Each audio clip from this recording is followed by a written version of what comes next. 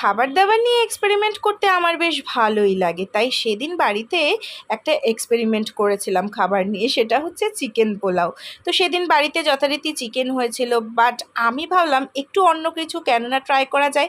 তাই ঝটপট করে একটা প্রেশার কুকারের মধ্যে ঘি আর চিকেন, কাজু, কিশমিশ আর কাঁচা লঙ্কা দিয়ে আর গোবিন্দভোগ চাল দিয়ে বসিয়ে দিয়েছিলাম। দুটো সিটি দেওয়ার পর আমার কিন্তু একেবারে রেডি হয়ে গেছিলো। যেহেতু চিকেনটা আগের থেকে কুক ছিল, তো সেই কারণে দুটো সিটি দেওয়াতেই কিন্তু আমার চিকেন পোলাওটা রেডি হয়ে যায়।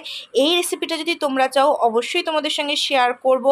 অসাধারণ, অনবদ্য, মানে কি বলবো, খেতে জাস্ট ফাটাফাটি হয়েছিল।